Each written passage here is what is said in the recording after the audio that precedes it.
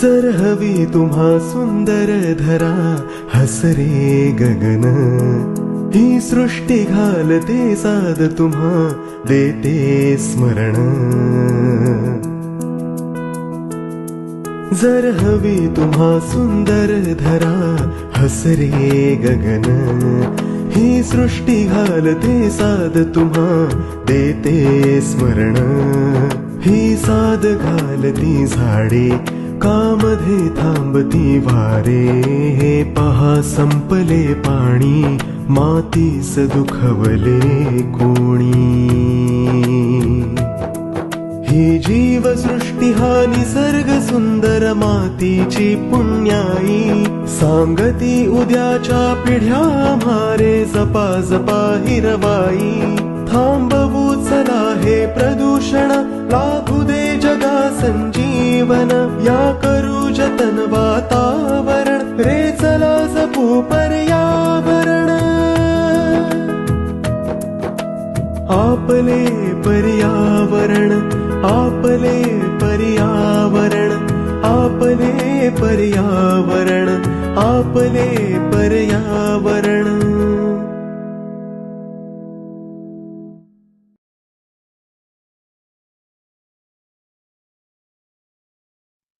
नमस्कार मंडळी, मी सुरभी वालावलकर ठोसर, पर्यावरण दक्षता मंडळ आणि ठाणे महानगरपालिका यांच्या संयुक्त विद्यमाने सुरुवात झालेल्या ऑनलाईन खुली पर्यावरण शाळा या उपक्रमामध्ये तुम्हा सर्वांचं खूप खूप स्वागत करते. ऑनलाईन खुली पर्यावरण शाळा ही आपण गेले 5-6 महिने चालवत आहोत आणि पर्यावरण दक्षता मंडळ संस्थेविषयी आपण सर्व बऱ्यापैकी जाणताच. तर पर्यावरण दक्षता मंडळ ही संस्था गेले 25 वर्ष पर्यावरण शिक्षण, संवर्धन आणि जनजागृतीमध्ये कार्यरत आहे.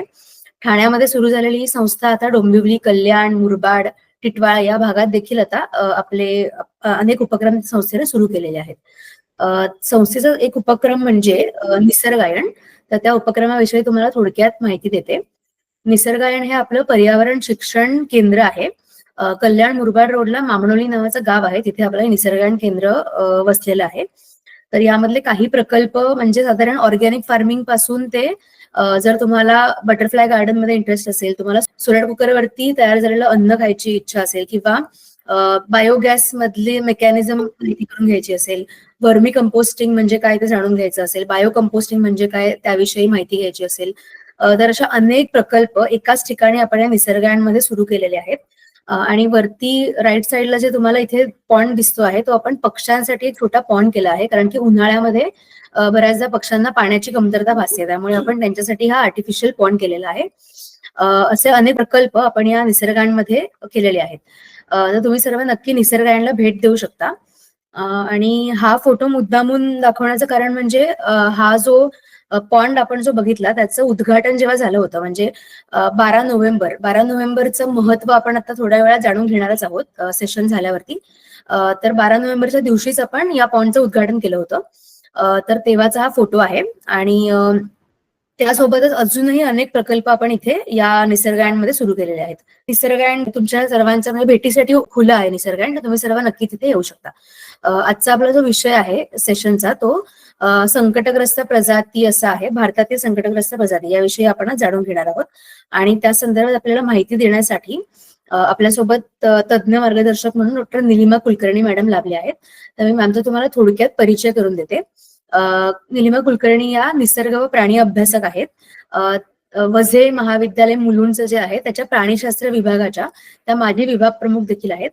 त्यांनी 39 वर्ष ज्ञानदानाचं काम केलं आहे. पीएचडी साठी अनेक विद्यार्थ्यांना त्यांनी मार्गदर्शन देखील केलं आहे. अनेक राष्ट्रीय आणि आंतरराष्ट्रीय जर्नलमध्ये त्यांचे संशोधन प्रसिद्ध झालेले आहेत. त्यानंतर अनेक मासिकांमध्ये, साप्ताहिक, दैनिक, दिवाळी अंकामध्ये त्यांनी 25 वर्ष पर्यावरण विषयाबद्दल लेखन देखील केलेलं आहे. विश्वकोशासाठी विषय तज्ज्ञ म्हणून त्यांचा सहभाग होता प्राणीशास्त्र विभागाच्या. त्यामुळे त्यांना अनेक पुरस्कारांनी देखील सन्मानित करण्यात आलं.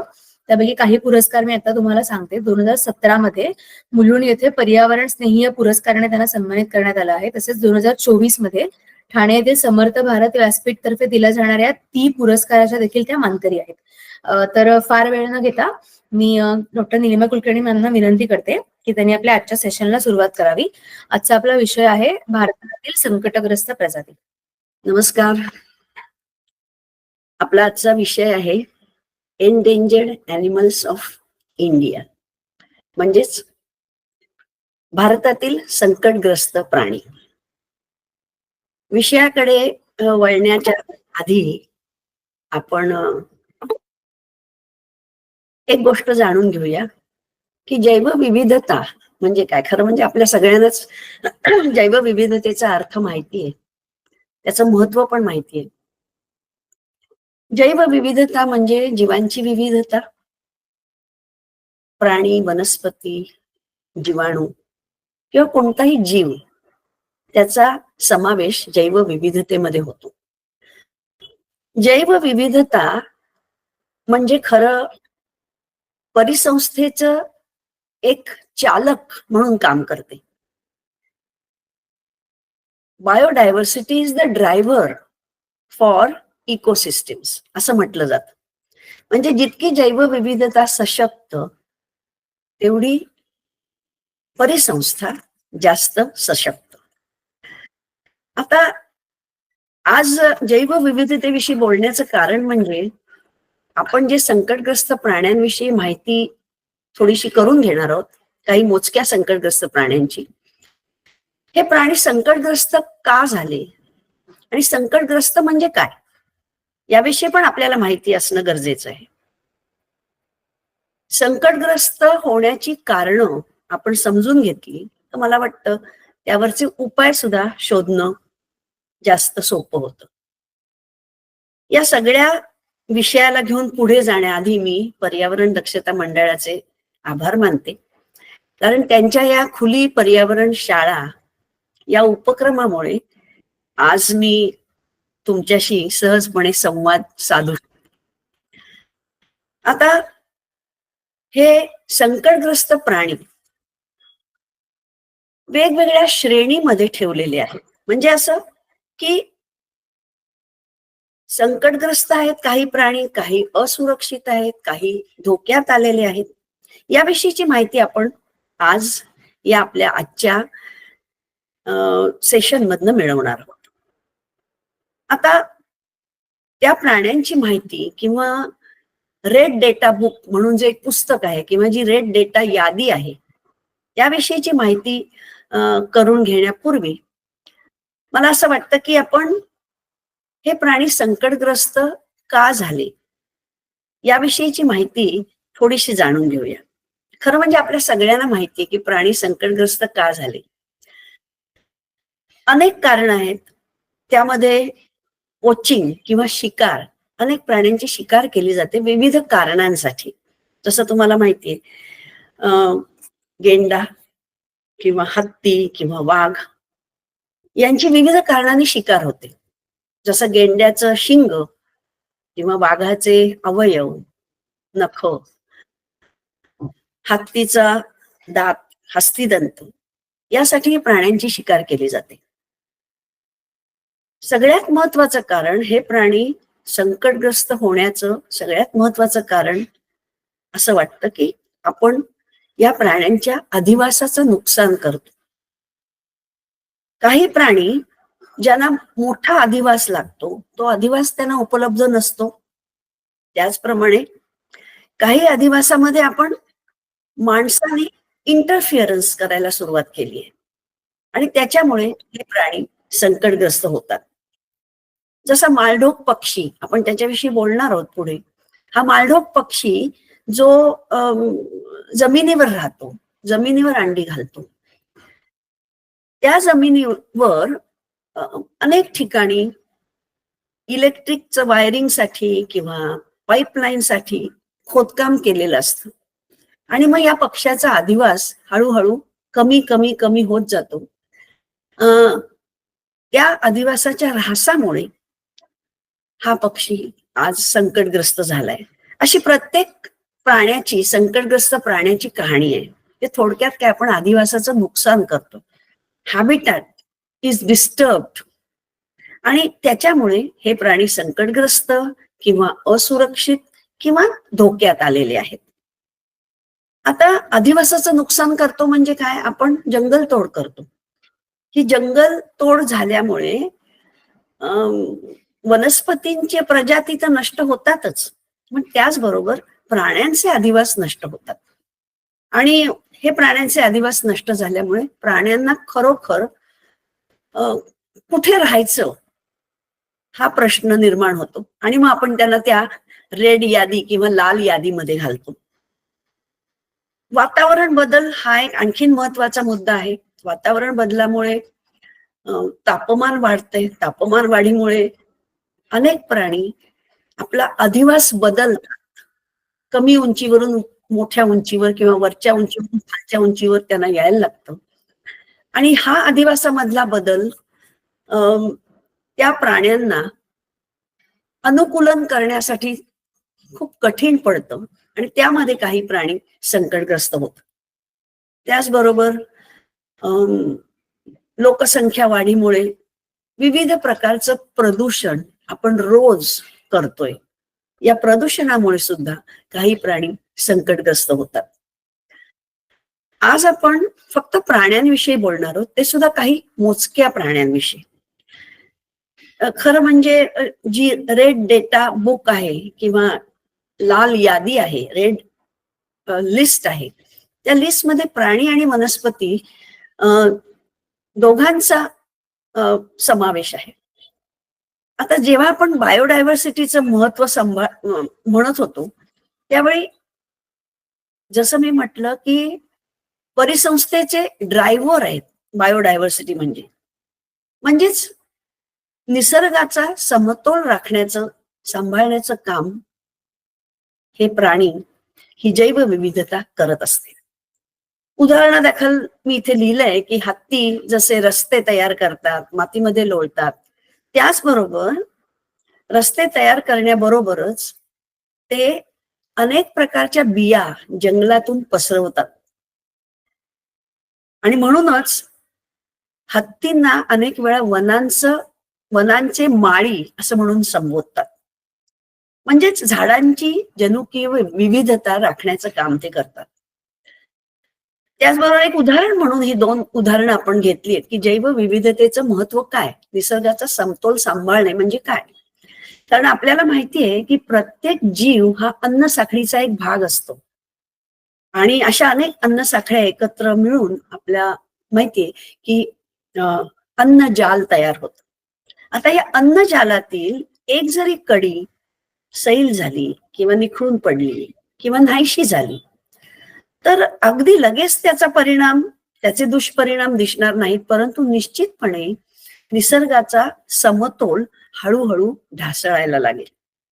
आणि म्हणूनच आपण जशी जैवविविधता राखण्याविषयी बोलतो, तसंच आपण या संकटग्रस्त प्राण्यांचा सांभाळ करण्याविषयी पण तितकंच बोललं पाहिजे. दुसरं उदाहरण मी दिलंय, जसं वाघासारखा प्राणी जो शीर्षस्थ आहे, तो इकॉलॉजिकल पिरॅमिडच्या अगदी वर आहे, वरच्या टोकाला बसलेला आहे.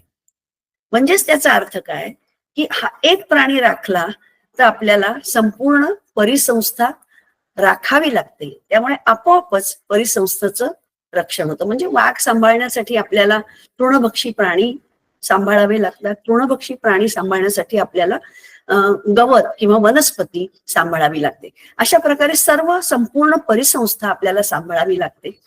म्हणजे जैवविविधता ही थोडक्यात निसर्गाचा समतोल सांभाळण्यात महत्वाचं योगदान देते. आता आपण संकटग्रस्त होण्यामागची कारणं ऑलरेडी बघितली आहेत. त्याच्यात एक महत्वाचं आपण सांगायचं राहिलं ते म्हणजे मानव वन्यजीव संघर्ष हा आपण कमीत कमी कसा होईल यासाठी प्रयत्न केले गेले पाहिजे. कारण काय होतं, प्राण्यांना समजा अधिवास पुरेसा उपलब्ध नाही झाला तर ते संरक्षण क्षेत्रातून बाहेर येतात आणि बाहेर आले की मग तिथे मानव वन्यजीव संघर्षाची सुरुवात होते. आणि यासाठी जनजागृतीची अतिशय गरज आहे. आता कारण आपण समजून घेतली की प्राणी संकटग्रस्त का होतात. आता आपण संकटग्रस्त म्हणजे काय याविषयी थोडं बोलूया. IUCN म्हणजे international union for conservation of nature किंवा निसर्ग संवर्धनासाठीची आंतरराष्ट्रीय संघटना, या संघटनेने एक रेड डेटा बुक मगाशी मी जसं म्हटलं तसं तयार केलंय. ही गोष्ट साधारण 1964 मधली आहे, ज्यावेळी त्यांनी ही लाल यादी किंवा रेड लिस्ट तयार केली. यामध्ये विविध निकषांवर या प्राण्यांना विविध श्रेणीमध्ये ठेवलं गेलं. यामध्ये दोन गोष्टी झाल्या. एक तर आपल्याला कळलं की प्राणी संकटग्रस्त आहे, असुरक्षित आहे की धोक्याच्या वळणावर आहे, हे शोधण्यासाठी रिसर्च आणि अनालिसिस केला गेला आणि त्यातून हे रेड डेटा बुक तयार झालं. आता विविध श्रेणी कोणत्या ते पण बघूया आपण. स्पीशीज आर क्लासिफाईड इंटू, याचा आणखीन विस्तारित विषय आपण थोडासा पुढच्या स्लाइड मध्ये बघणार आहोत. तर पहिली वेगवेगळे श्रेणी मी आता वाचत नाही, पण international union for conservation of nature यांनी तयार केलेली ही लाल यादी, याची माहिती 28व्या कॉन्फरन्स ऑफ पार्टीज मध्ये त्यांनी लोकांना माहिती दिली आणि त्या यादीप्रमाणे now includes the list now includes म्हणजे यादीमध्ये आता 157,190 स्पीशीज असे आहेत जे या यादीमध्ये आहेत. म्हणजे इतके सगळे जीव आता कदाचित संकटग्रस्त आहेत किंवा धोक्यात आहेत किंवा असुरक्षित आहेत किंवा असुरक्षिततेच्या अगदी जवळ आहेत. ते आपल्याला श्रेणीवरनं कळतं की प्राणी यादीमध्ये कुठल्या पानावर आहे. आणि या 157,190 प्रजातींपैकी 44,000 प्रजाती या थ्रेटन्ड विथ एक्सटिंक्शन म्हणजे नामशेष होण्याचा धोका त्यांना संभवतो. ही जी रेड डेटा बुक आहे ती प्रत्येक राष्ट्रासाठी वेगळी वेगळी असते. प्रत्येक राष्ट्र आपल्या अधिवासातील म्हणजे राष्ट्राच्या अधिवासातील प्राणी त्यांच्यावर संशोधन करून ही लिस्ट तयार करू शकते. भारतातील वाईल्ड लाईफ प्रोटेक्शन ऍक्ट 1972 यांनी सुद्धा आपली पण भारताची IUCNच्या मार्गदर्शनाखाली रेड डेटा बुक तयार आहे. त्यामुळे आपल्याला माहिती आहे प्राणी संकटग्रस्त कोणते प्राणी आहेत आणि कुठल्या श्रेणीमध्ये आहेत आणि नेमकं आपल्याला काय करायला पाहिजे. आता ही रेड लिस्ट आहे स्टेटस ऑफ ॲनिमल्स. याच्यात त्यांनी 7 श्रेणी दिलेल्या आहेत. 7 श्रेणीमध्ये पहिली अगदी डावीकडची तुम्ही बघू शकाल, एक्सटिंक्ट म्हणजे नामशेष झालेले प्राणी. हे प्राणी पृथ्वी तलावरून नाहीसे झालेले आहेत. त्याच्यामध्ये आपल्याला माहिती आहे आपण डोडोचा त्याच्यात उल्लेख करू शकतो आणि त्याचबरोबर चित्ता जो नामशेष झाला भारतातून, आता परत आणलाय आपण त्याला, पण भारतातून नामशेष झाला त्याचा पण उल्लेख आपण इथे करू शकतो. त्याच्यानंतर दुसरी श्रेणी आहे एक्सटिंक्ट इन वाईल्ड. म्हणजे काय की हे प्राणी नैसर्गिक अधिवासात सापडत नाहीत, नैसर्गिक अधिवासात ते नाहीसे झालेले आहेत. मग कदाचित ते कॅप्टिव्हिटीमध्ये म्हणजे रिसर्च किंवा संशोधनाने काही इतर उपायांनी ते प्राणी कदाचित आपण प्राणी संग्रहालयात किंवा कॅप्टिव्हिटीमध्ये बघू शकतो. त्याच्यानंतर येतं क्रिटिकली CR म्हणजे क्रिटिकली एंडेंजर्ड म्हणजे गंभीर संकटग्रस्त. त्याचं उदाहरण आपण आपले जे 10-12 प्राणी आपण त्याच्याविषयी बोलणार आहोत त्याच्यात असे गंभीर संकटग्रस्त प्राणी आहेत. त्याच्यानंतर आहे एंडेंजर्ड. सो क्रिटिकली एंडेंजर्ड, नंतर एंडेंजर्ड किंवा संकटग्रस्त. तिसरं आहे वल्नरेबल म्हणजे असुरक्षित. आणि या तिन्हीचं मिळून एक वेगळा विभाग किंवा वेगळी श्रेणी केलेली आहे, त्यांना थ्रेटन्ड किंवा धोक्यात असलेले प्राणी. आता प्रत्येक श्रेणीप्रमाणे त्यांचा धोका आपल्या लक्षात येतो. त्याच्यानंतर आहे नियर थ्रेटन्ड म्हणजे अगदी धोक्याच्या जवळ आलेले. आणि शेवटचं आहे लीस्ट कन्सर्न म्हणजे त्यांची संख्या अजून पृथ्वी तलावर पुरेशी आहे आणि त्यांच्याकडे जास्ती फारसं लक्ष देण्याची अजून गरज नाही. तर अशी ही श्रेणी, अशा या 7 श्रेण्या केलेल्या आहेत. आता पुढच्या स्लाइडमध्ये आपण बघू, हे आता जे बोललो तेच थोडंसं विस्ताराने आपण बघूया. एक्सटिंक्ट म्हणजे नामशेष किंवा विलुप्त, जसं मगाशी म्हटलं एशियाटिक चिता, पिंक हेडेड डक यांचा समावेश आहे. एक्सटिंक्ट इन वाईल्ड, जंगलातील विलुप्त जाती बंदिस्त अवस्थेत किंवा पिंजऱ्यात किंवा प्राणी संग्रहालयात मिळू शकतात, दिसू शकतात. क्रिटिकली एंडेंजर्ड, थोडंसं ओव्हरलॅपिंग आहे पण आपल्या लक्षात राहण्यासाठी म्हणून मी हे मुद्दाम वेगळी स्लाइड तयार केली आहे. गंभीर संकटग्रस्त किंवा अतिशय चिंताजनक, नंतर एंडेंजर्ड किंवा चिंताजनक. वल्नरेबल म्हणजे असुरक्षित, हाय risk of extinction in the wild म्हणजे नैसर्गिक अधिवासात त्यांना नामशेष होण्याचा रिस्क, धोका सगळ्यात जास्ती आहे. नियर थ्रेटन किंवा likely to become endangered in near future म्हणजे अगदी जवळच्या भविष्यात, जवळच्या म्हणजे इथे 1-2 वर्ष नाही होऊ शकत, साधारण 50-100 वर्ष आपण धरायला पाहिजेत, धोक्याच्या जवळ जाणारी. त्यानंतर हे लीस्ट कन्सर्न, इथपर्यंत आपण बघितलं मागच्या स्लाइडमध्ये. लीस्ट कन्सर्न म्हणजे very low risk, does not qualify for a higher risk category, त्यामुळे वाईड स्प्रेड आहेत, अबंडंट आहे, त्यामुळे त्यांची काळजी करण्याचं कारण नाही. नंतर हे 2 शेवटचे जे भाग आहेत, 2 श्रेणी आहेत. डेटा डेफिशियंट म्हणजे या प्राण्यांविषयी जास्ती सफिशियंट किंवा पुरेसा डेटा उपलब्ध नाहीये आणि त्यामुळे त्यांची असेसमेंट, त्यांची रिस्क असेसमेंट फॉर एक्सटिंक्शन आपण करू शकलेलो नाहीये. आणि शेवटची आहे नॉट इव्हॅल्युएटेड म्हणजे त्यांच्यावर अजून कामच केलं गेलेलं नाहीये आणि फारसा संशोधनपर काम त्याच्यावर झालेलं नाहीये. आता या रेड डेटा बुक मध्ये वेगवेगळ्या रंगाची पानं असतात. म्हणजे कसं, काळं पान असेल तर it is for extinct animal म्हणजे जे प्राणी नामशेष झालेत ते काळ्या पानांवर लिहिलेले असतात. नंतर लाल आहेत, रिप्रेझेंट्स एंडेंजर्ड स्पीशीज म्हणजे संकटग्रस्त प्राणी आहेत, त्यांना आपण लाल रंगाच्या पानावर त्यांची यादी केलेली आहे. पिंक आहेत म्हणजे गुलाबी रंगाची पानं आहेत, represents species that were previously endangered but are now recovered.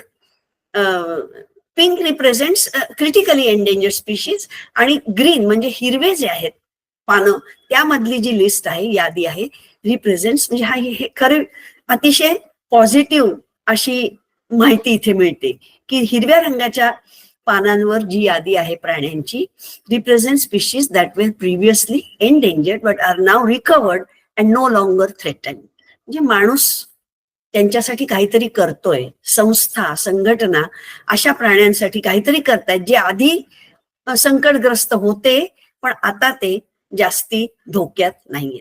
ही खूप चांगली गोष्ट आहे. आता या श्रेणी मी म्हटलं तसं या सगळ्या श्रेणी विविध निकषांवर केल्या गेलेल्या आहेत. त्याच्यात जॉग्राफिक रेंज म्हणजे कुठल्या भागात हे प्राणी सापडतात, पॉप्युलेशन डिक्लाइन और इन्क्रीज त्यांची संख्या वाढलीये की कमी झालीये, म्हणजे हे सगळं संशोधन केल्यानंतर या श्रेणी तयार केलेल्या आहेत. एक्सटिंक्शन प्रॉबेबिलिटी म्हणजे तुमचं हॅबिटॅट जितकं हॅबिटॅट डिस्ट्रक्शन जास्ती झालेलं असेल तेवढी त्यांची एक्सटिंक्शन प्रॉबेबिलिटी जास्ती असते. Degree of population and distribution fragmentation म्हणजे हा जे अधिवासाचं फ्रॅगमेंटेशन झालंय, अधिवासाचा उपयोग वेगळ्या प्रकारे केला जातोय माणसाकडून, त्याच्यामुळे या सगळ्या गोष्टी घडतात. आणि या 7 श्रेणी मी परत लिहिलेल्या आहेत.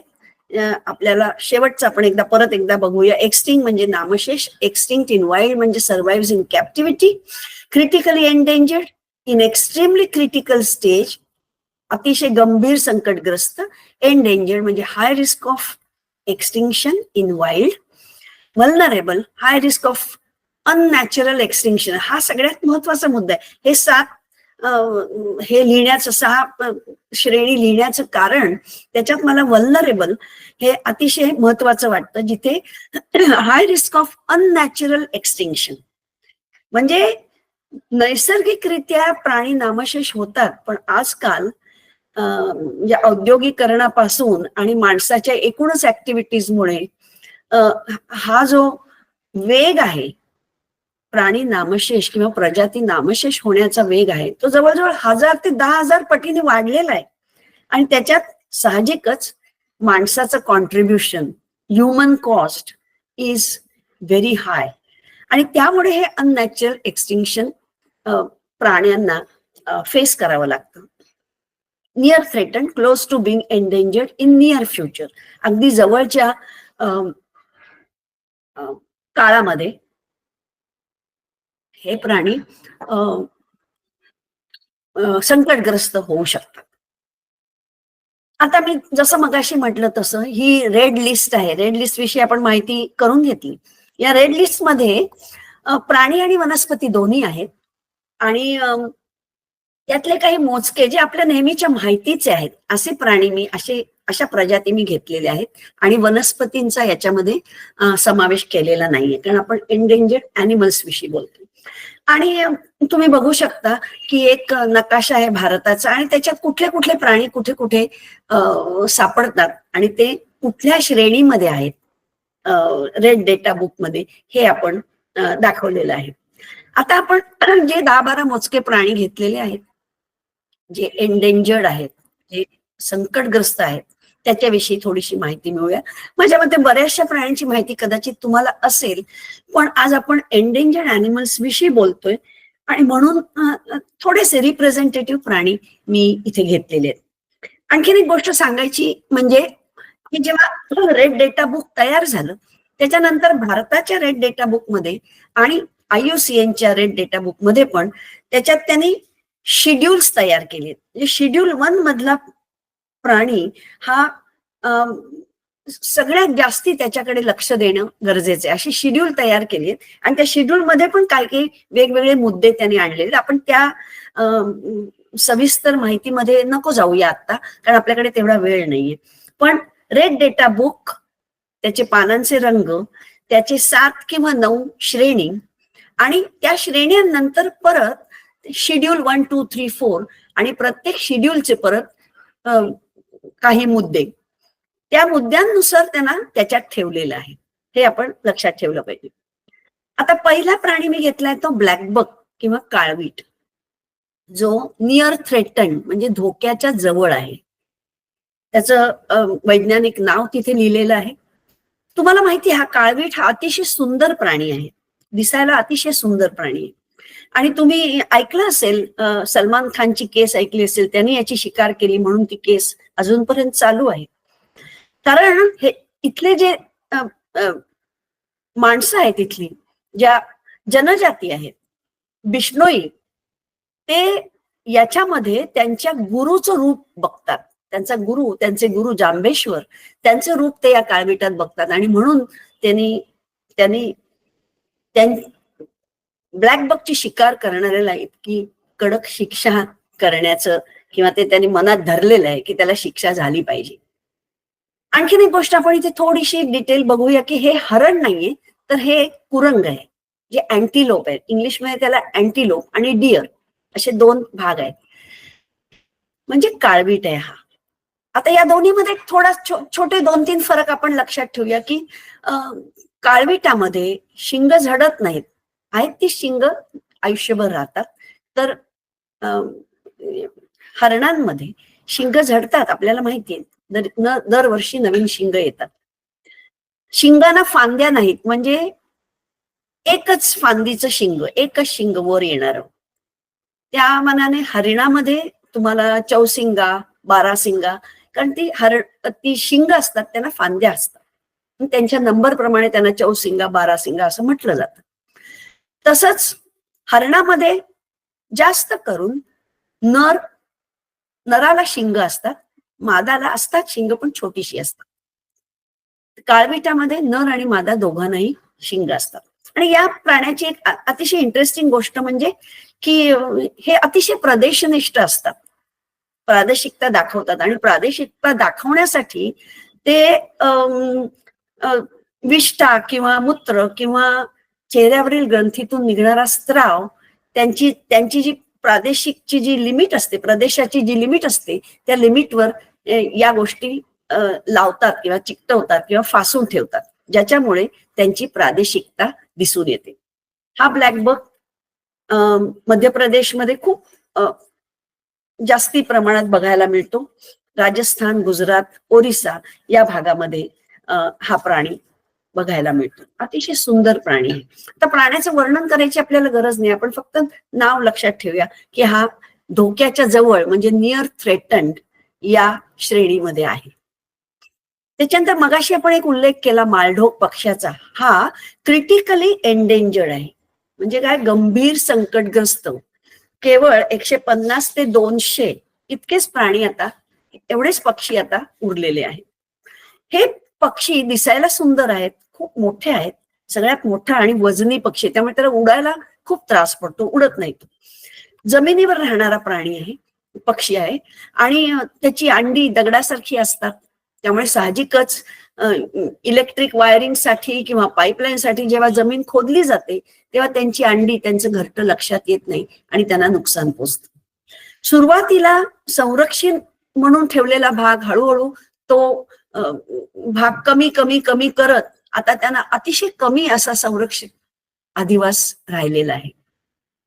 हे पक्षी फांदीवर बसू शकत नाहीत कारण त्यांना मागचं बोट नसतं. एरवी कसं पक्षी पर्चिंग म्हणजे जेव्हा तो फांदीवर बसतो तेव्हा पुढे 3 बोट आणि मागे 1 बोट असा तो झाडावर पर्च करतो, म्हणजे फांदीवर बसतो. पण हा प्राणी फांदीवर बसू शकत नाही. गुजरात, राजस्थान, महाराष्ट्र इथे हा सापडतो. आपल्या इथे महाराष्ट्रात नानस नाव तुम्ही ऐकलं असेल, अहमदनगर, सोलापूर मधलं नानस येथे हा प्राणी सापडतो, हा पक्षी सापडतो. गंभीर संकटग्रस्त म्हणजे आता याच्याकडे लक्ष देण्याची गरज आहे. म्हणजेच काय, याला अधिवास आपण उपलब्ध करून दिला पाहिजे. पण मला माहित नाही, माणसाची म्हणजे लोकसंख्या इतकी वाढली आहे की आपल्याला प्राणी पक्ष्यांचा अधिवास आपण ओरबाडून घेतोय आणि तिथे आपल्या सगळ्या गरजा भागवतोय. त्यामुळे हे पक्षी संकटग्रस्त होत आहेत. एशियाटिक लायन हा पुन्हा संकटग्रस्त पासून असुरक्षित, म्हणजे हे एक चांगली गोष्ट आहे की एंडेंजर टू वल्नरेबल. त्यांनी त्याची श्रेणी बदलली. त्यांनी बदलली म्हणजे माणसाने त्याच्यावर काम केलंय म्हणून ही श्रेणी बदलली गेली. पॅन्थेरा लिओ पर्सिका असं त्याचं वैज्ञानिक नाव आहे. कळप करून राहणारे मार्जार कुळातील प्राणी. आपल्याला सिंहाविषयी माहिती आहे, पण त्याच्यात एशियाटिक लायन आणि आफ्रिकन लायन याच्यामध्ये थोडासा फरक आहे. एशियाटिक लायन फक्त आपल्या भारतामध्ये, गुजरातमध्ये गीर येथे सापडतं. 1900 पासून संकटग्रस्त होता तो शिकारीमुळे. त्याच्यानंतर त्याच्यावर काम केलं गेलं आणि आता तो वल्नरेबल झालाय, असुरक्षित झालाय, पण तरी सुद्धा अजून असुरक्षित आहे, हे आपण लक्षात ठेवलं पाहिजे. एशियाटिक लायन आणि आफ्रिकन लायन मध्ये फरक काय, तर या सिंहाची, आपल्या एशियातील सिंहाची, गीर येथील सिंहाची आयाळ कमी असते. लहान चणीचा हा सिंह असतो आणि नराच्या पोटावर एक कातडीची घडी असते.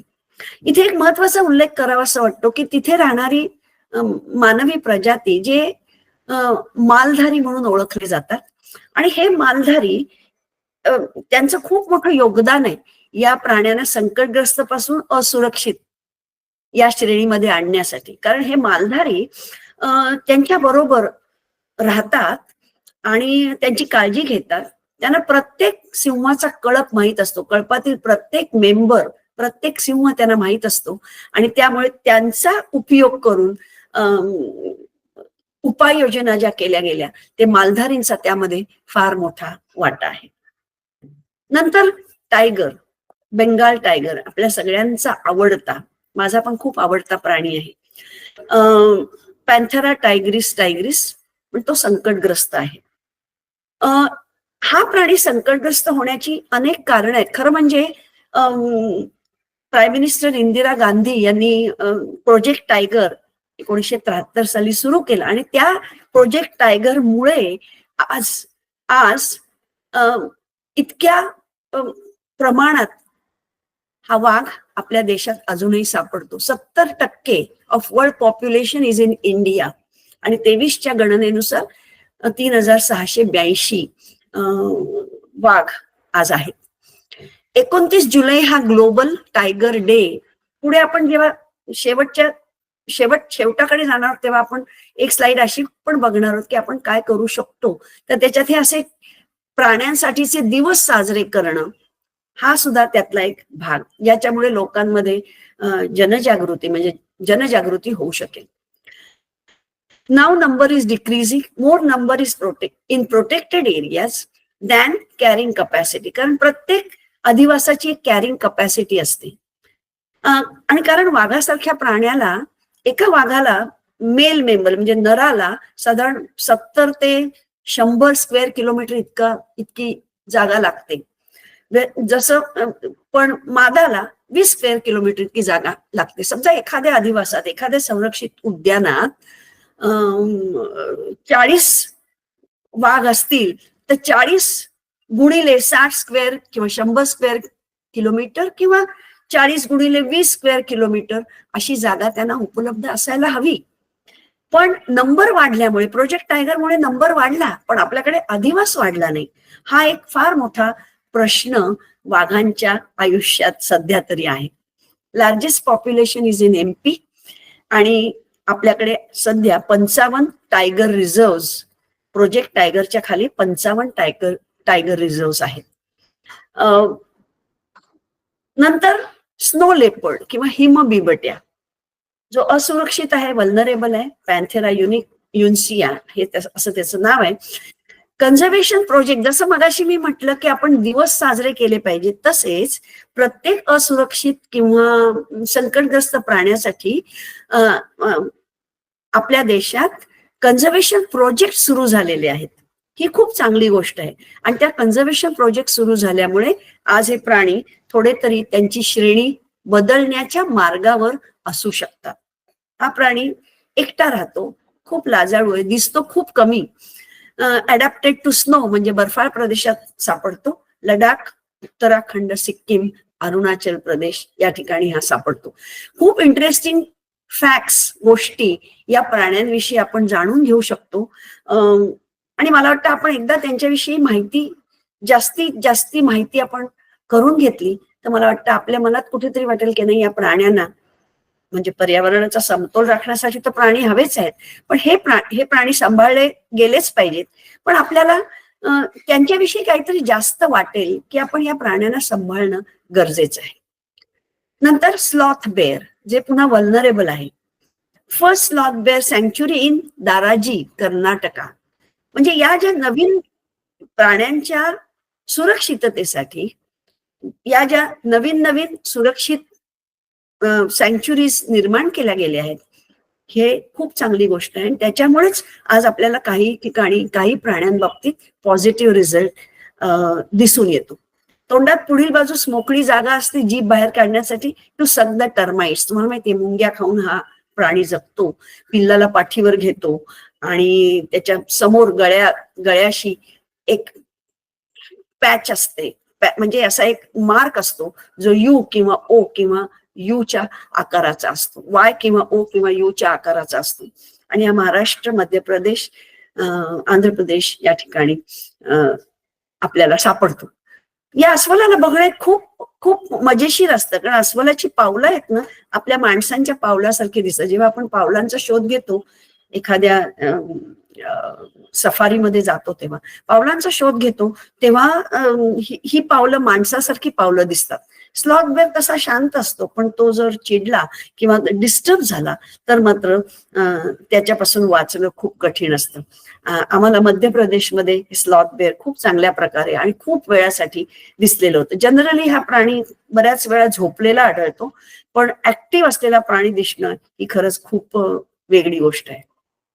आता पुढचं आहे रायनोसरस, भारतीय गेंडा.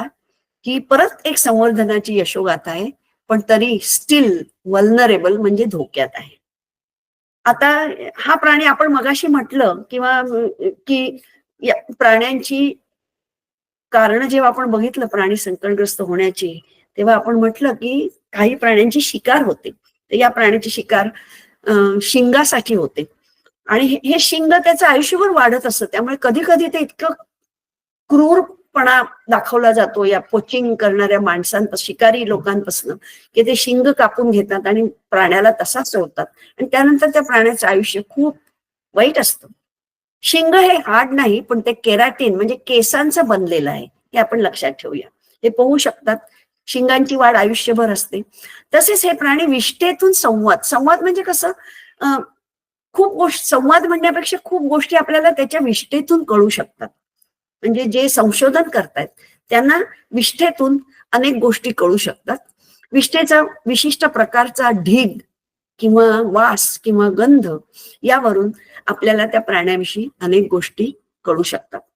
आणि त्याचे जवळचे नातेवाईक म्हणजे तपीर आपल्याला इथे आपल्या देशात नाही दिसत, पण झेब्रा हा त्याचा जवळचा नातेवाईक आहे. आसाममध्ये आपल्याला माहिती आहे काझीरंगा इथे हा युनिकॉर्निस, कारण याला एकच तुम्ही बघा रायनोसिरोस युनिकॉर्निस असं त्याचं नाव आहे. एक शिंगी गेंडा हा फक्त आता आपल्याकडे आसाममध्ये काझीरंगा पार्क मध्ये सापडतो. त्याच्यानंतर निलगिरी थर किंवा आयबेक्स, त्याला तामिळनाडूमध्ये वारायाडू असं म्हणतात. हा संकटग्रस्त प्राणी आहे. निलगिरी हिल्स कर्नाटका, केरळ, तामिळनाडू, वेस्टर्न घाट, ईस्टर्न घाट इथे सापडतो.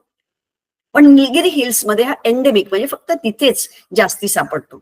आपल्याला माहितीये वेस्टर्न घाट हा 6 राज्यांमध्ये पसरलेला आहे.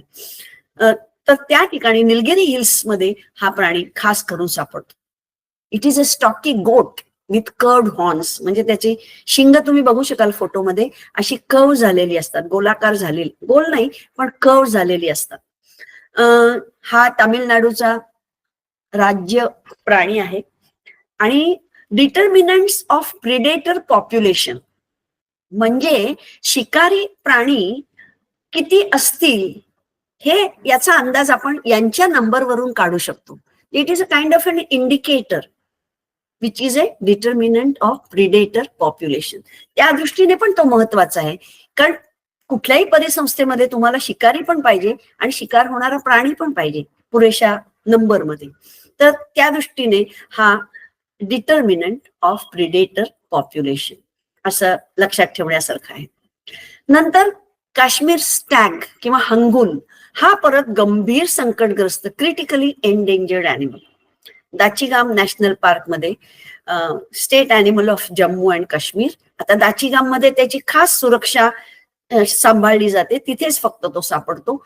आणि मुख्य कारण हॅबिटॅट लॉस म्हणजेच अधिवासाचा ऱ्हास.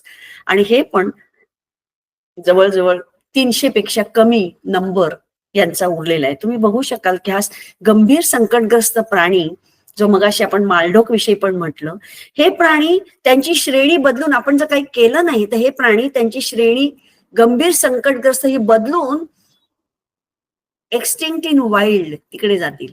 म्हणजे काय की ते वाईल्ड मध्ये त्यांच्या नैसर्गिक अधिवासात दिसेनासे होतील.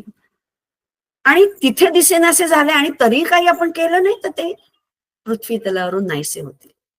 आपण भारतापुरतं बोलतोय, नाहीसे होतील. तर त्यासाठी आपण काही ना काहीतरी करणं, त्यांचं महत्व समजून घेणं माझ्या मते खूप जास्ती महत्वाचं आहे. एशियन एलिफंट परत एंडेंजर्ड आहे, एलिफस मॅक्सिमस इंडिकस. हा पुन्हा त्याची कंपॅरिझन, कारण आफ्रिकेमध्ये पण हत्ती सापडतात आणि एशियामध्ये पण सापडतात. हा आपला एशियन एलिफंट आहे जो आकाराने लहान असतो, कान पण त्याचे लहान असतात. गवताळ प्रदेशात तो राहतो. कुटुंब व्यवस्था अतिशय स्ट्रॉंग असते. दर दिवशी ही सगळी माहिती तुम्हाला कुठेही मिळू शकेल. 150 kg दर दिवशी वनस्पती त्याला गरजेची असते. आणि त्याचे साऊथ ईस्ट एशियामध्ये 3 सबस्पिशीज आहेत. आणि मला वाटतं याच मंचावर म्हणजे खुली पर्यावरण शाळेमध्ये हत्तीशी बोलणारा माणूस म्हणून श्री आनंद शिंदे सर तुमच्याशी माझ्या मते बोललेले आहेत. त्यावेळी त्यांनी अनेक गोष्टी हत्तीविषयी सांगितल्या असतील.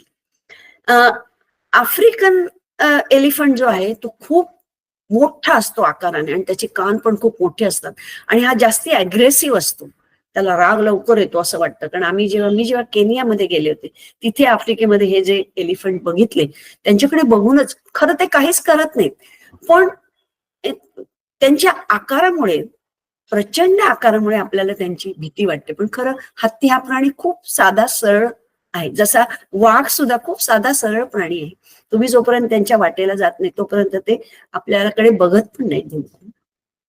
मॅकॅक, लायन टेल मॅकॅक हा परत संकटग्रस्त आहे, एंडेंजर्ड.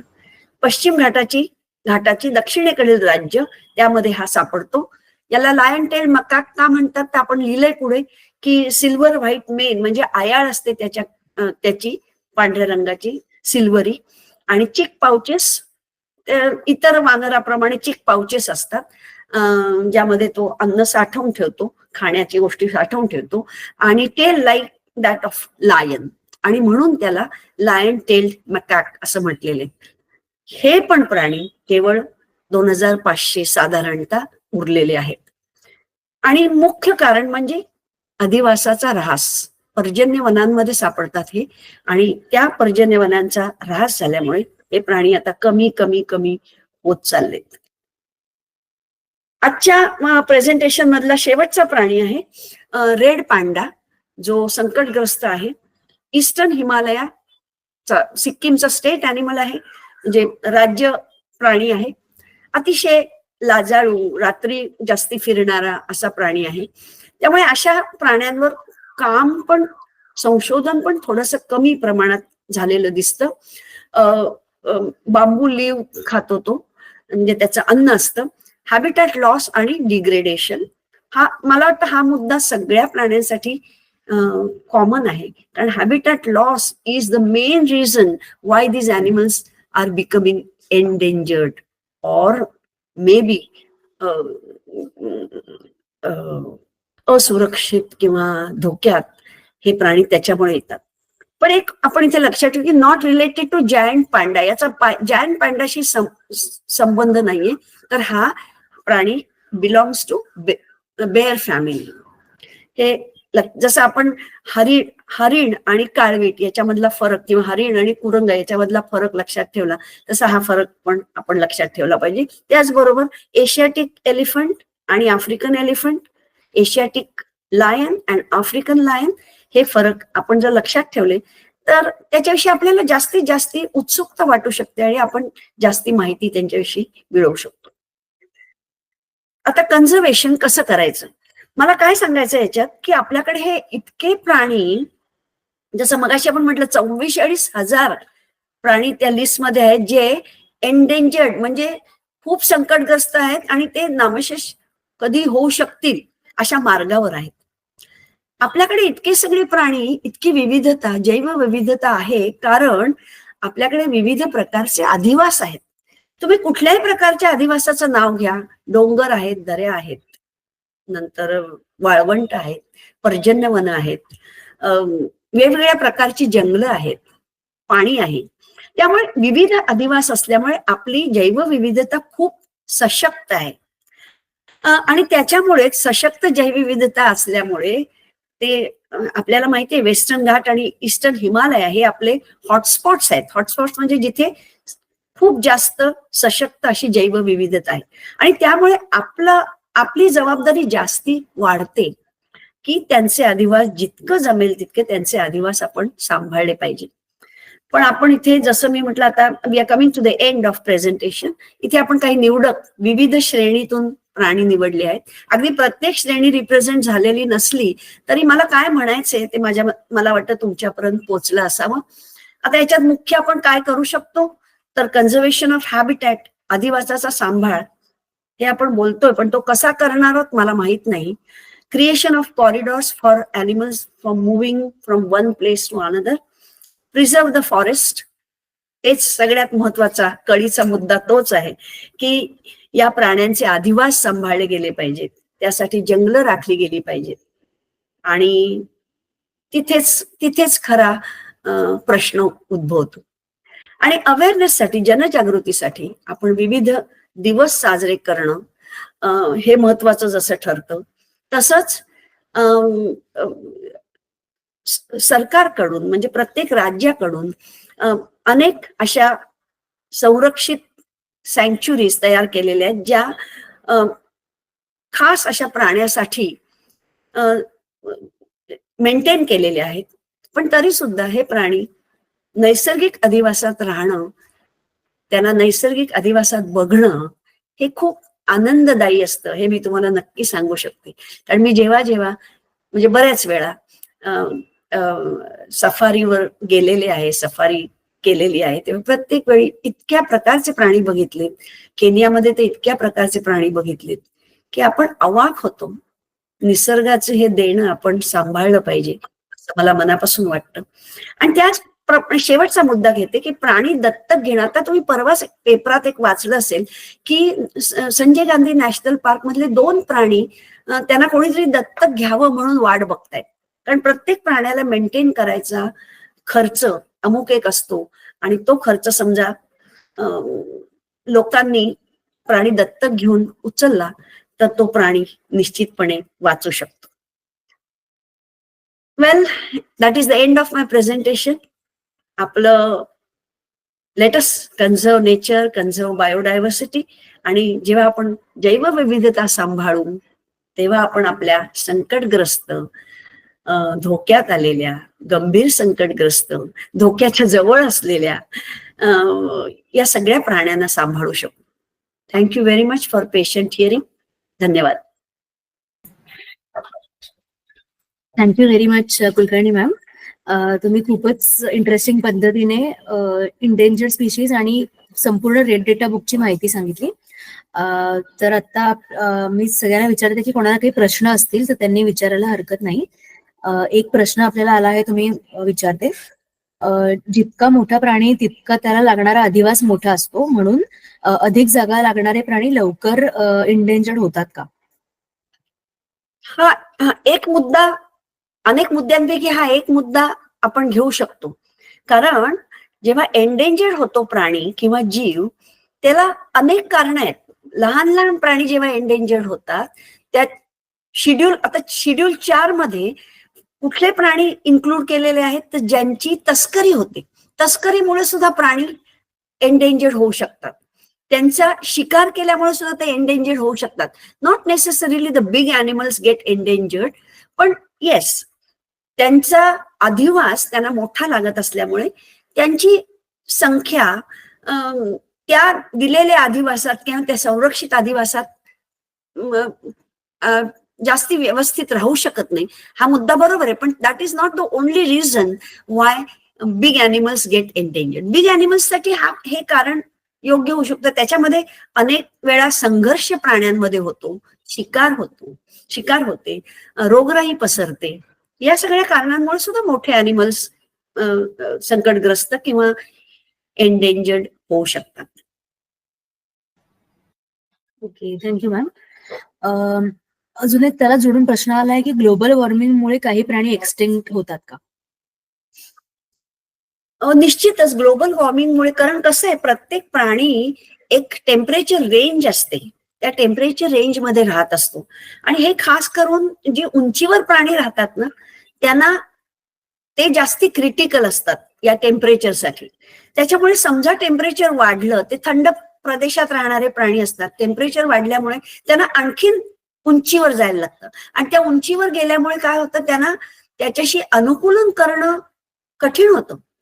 त्यामुळे टेम्परेचरचा परिणाम not only animals which are living on mountains or at the height, but even land animals also get affected because of the temperature variation.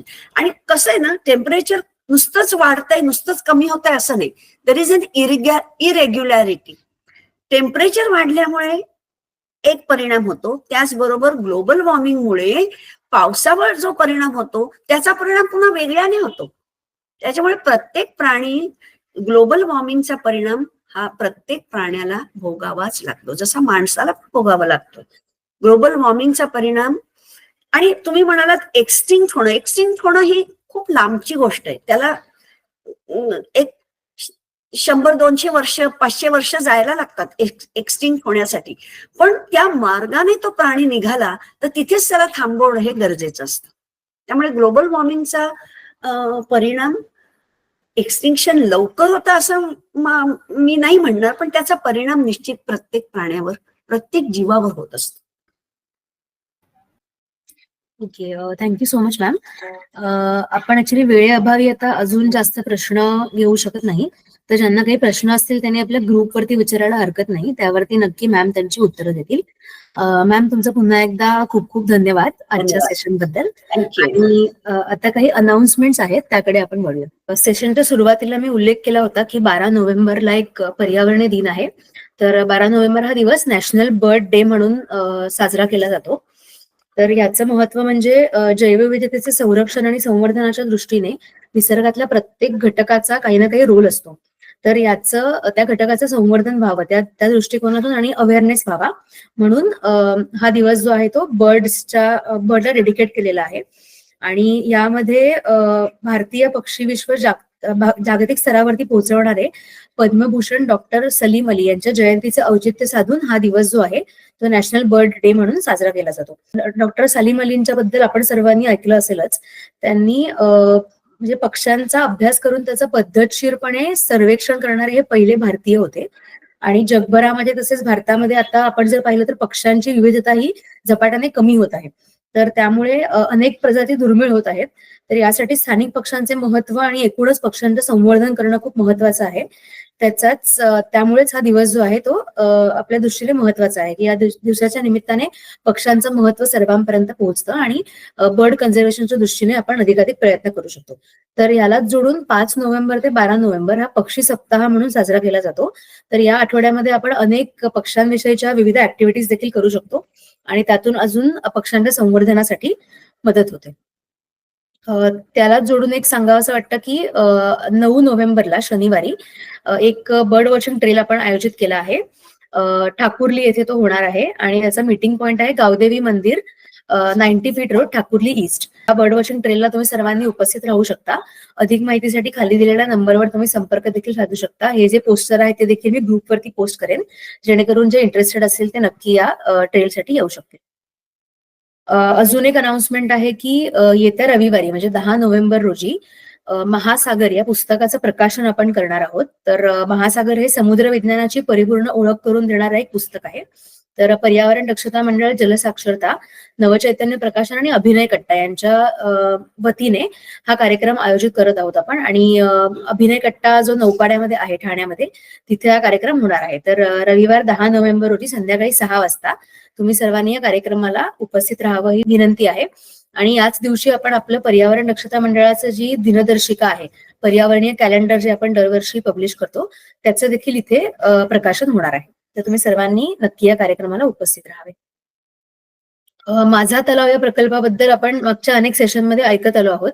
तर त्याच्याच अंडर आपण 4 कॉम्पिटिशन्स देखील आयोजित केल्या आहेत. 2 कॉम्पिटिशन ज्या आहेत त्या शाळेतल्या मुलांसाठी आहेत, 6वी, 7वी आणि 8वीच्या. आणि बाकी 2 ज्या कॉम्पिटिशन आहेत त्या सर्वांसाठी ओपन आहेत. तर शाळेतल्या मुलांसाठी प्लेस युअर ऑर्डर आणि स्लोगन कॉम्पिटिशन अशा 2 कॉम्पिटिशन्स आपण ऑर्गनाईज केले आहेत. ते दुसऱ्या ज्या 2 कॉम्पिटिशन आहेत ज्याला कुठल्याही प्रकारचं एज लिमिट नाही, सर्वजण त्या कॉम्पिटिशनमध्ये सहभागी होऊ शकतात. त्या म्हणजे एक म्हणजे फोटोग्राफी कॉम्पिटिशन आहे आणि दुसरे रील मेकिंग कॉम्पिटिशन आहे. तर या 4ही कॉम्पिटिशन मध्ये देखील तुम्ही सर्वजण सहभागी होऊ शकता. त्यानंतर मी जे मगाशी आपल्या कॅलेंडरचा उल्लेख केला त्याचंच कॅलेंडर आता आपलं उद्या येणार आहे. तर ज्यांना ज्यांना हे कॅलेंडर हवं असेल त्यांनी नक्की आम्हाला संपर्क करावा आणि तुमच्या घरपोच ते कॅलेंडर आधी पोहोचवण्याची व्यवस्था करू. कॅलेंडरची किंमत आहे ₹50 आणि घरपोच जर हवं असेल तर अजून ₹50 देऊन तुम्हाला घरपोच डिलिव्हरी मिळू शकते. तर यावेळची जी कॅलेंडरची थीम आहे ती पाणी या विषयावरती आपण काढतो आहोत. त्यामध्ये जलचक्र, विविध वॉटर सोर्सेसची माहिती आणि पाण्याचं महत्व हे सगळं आपण त्या कॅलेंडरमध्ये समाविष्ट केलेलं आहे. पुढच्या काही सेशन्सची माहिती देते. पुढच्या शुक्रवारी 15 नोव्हेंबरला आपण मियावाकी या विषयाबद्दल माहिती करून घेणार आहोत डॉक्टर नागेश टिकाले सरांकडून. त्यानंतर 22 नोव्हेंबरला आपण फुलपाखरांच्या विषयी माहिती करून घेणार आहोत दिवाकर ठोंबरे सरांकडून. 29 तारखेला इंडोर पोल्युशन याविषयी आपण डॉक्टर सागर मराठे हे आपल्याला मार्गदर्शन करणार आहेत. तर जसं आज तुम्ही मोठ्या संख्येने उपस्थित राहिलात तसंच पुढच्या 3ही एपिसोडला देखील तुम्ही सर्वांनी उपस्थित राहावं ही विनंती. आपण आता पुढच्या शुक्रवारी भेटूया 15 नोव्हेंबरला. तोपर्यंत नमस्कार.